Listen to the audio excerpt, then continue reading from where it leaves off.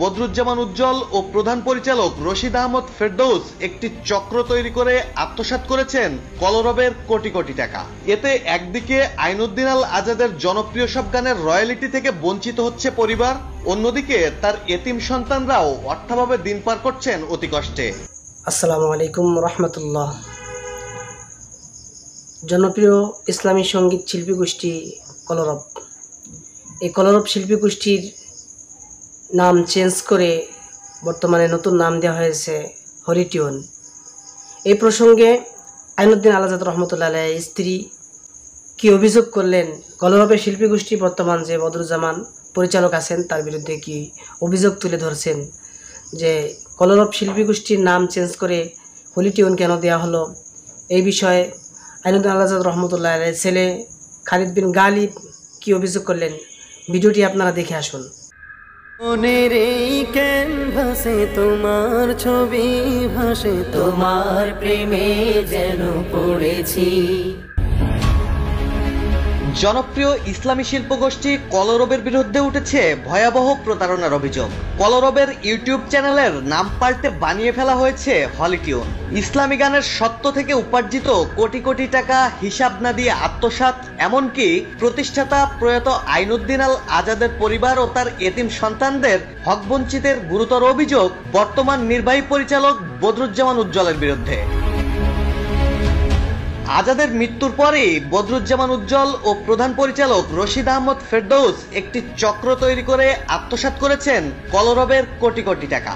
এতে একদিকে আইনুদ্দিন আল আজাদের জনপ্রিয় সব গানের রয়্যালিটি থেকে বঞ্চিত হচ্ছে পরিবার, অন্যদিকে তার এতিম সন্তানরাও অর্থাভাবে দিন পার করছেন অতি কষ্টে।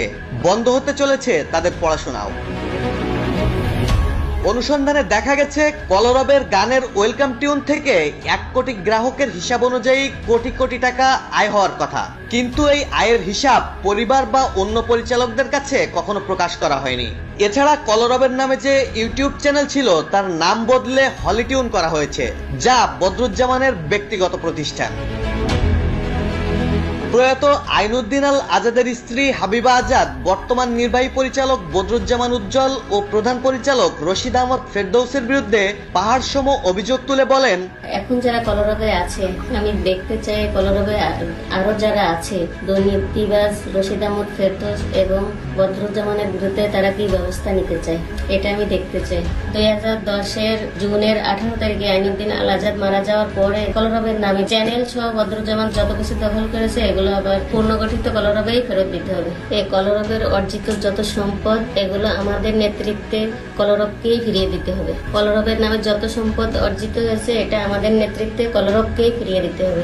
এভাবে ধীরে ধীরে সেই কলরবের নাম ব্যবহার করে নিজের আখের বসেছে। গোটা জাতি চায় যে কলরব আগের পূর্বের জায়গায় ফিরে আসুক, কলরব ভালোভাবে চলুক, জাতির স্বার্থে, দেশের স্বার্থে, তার পরিবারের স্বার্থে আইনুদ্দিনের চেতনা নিয়ে চলুক।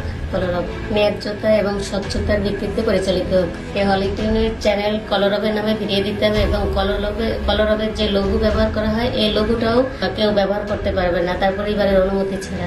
যদি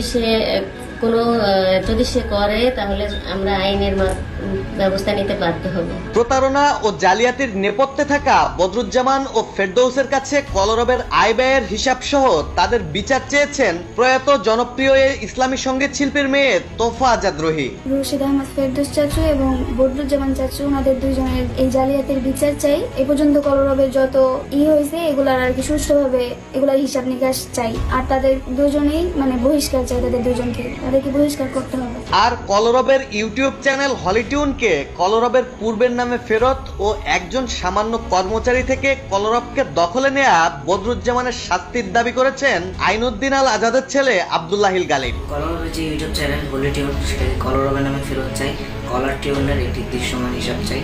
কলরবের একজন সাধারণ শিল্পী বদরুজ্জামান চাচু একজন সাধারণ শিল্পী থেকে এত কিছু করার পিছনে কিভাবে করলেন সেটা আমরা জানতে চাই। কারণ তিনি তো প্রথমে কোনো চাকরি বা কোনো ব্যবসায় তার ছিল না, এত কিছু কিভাবে হলো? শুধু কলরবের নাম দিয়ে আস্তে আস্তে এত কিছু করার পরেও যদি তার কাছ থেকে আমরা এটা শুনি যে কলরবের কোনো ইনকাম নেই, সেটা আমরা মানতে পারি না। এবং কলরবের যে অফিসটা, এটা কেমন যেন কলরবের কোনো অফিস না, এটা একটা ব্যক্তিগত অফিস, কারো পারিবারিক অফিস, যেখানে তার মামা ভাই এরা মিলেই মানে সবচেয়ে বড় বড় চেয়ারগুলো দখল করে আছে এবং তাদের হাতেই কেমন যেন অতীতের কলরবের মৃত্যু হয়েছে। তো এখানে আমরা আগের কলরবকে ফিরিয়ে আনতে চাই এবং বাবার আদর্শের প্রতি খেয়াল রেখে আমরা কলরবকে পরিচালনা করতে চাই।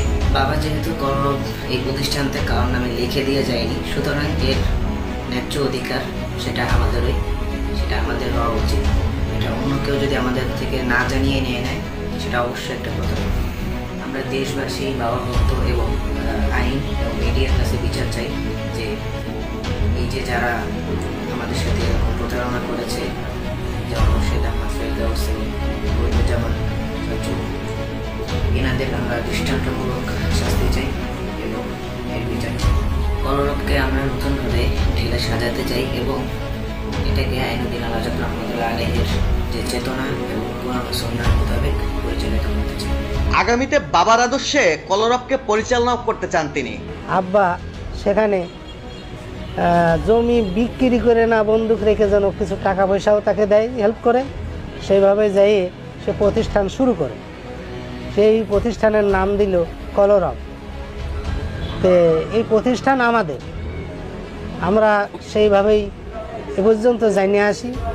কিন্তু বর্তমানে যে বদরুল এই প্রতিষ্ঠানের মহাপরিচালক হিসাবে চলাফেরা করতেছে, এ কিন্তু আমাদের ওই প্রতিষ্ঠানের একজন অফিস বয় ছিল। কোনো টাকা পয়সার মালিক ছিল না, টুকাই মতো ছিল। এই প্রতিষ্ঠানে থেকেই আজকে 600 কোটি টাকার মালিক, হেলিকপ্টারের মালিক, 7 তলা বাড়ির মালিক, এগুলা সে হয়েছে। আমাদের কষ্ট নেই, কিন্তু আইনুদ্দিনের পরিবার বা এই কলরবের প্রতিষ্ঠাতা যারা, তাদের জন্য সে কী করবে? সে কিন্তু এই প্রতিষ্ঠানের মালিক যারা, তাদের কিছুই করেনি। তাদেরকে বিক্রি করে সে আজকে 600 কোটি টাকার মালিক। ডেস্ক রিপোর্ট, জয় জয়।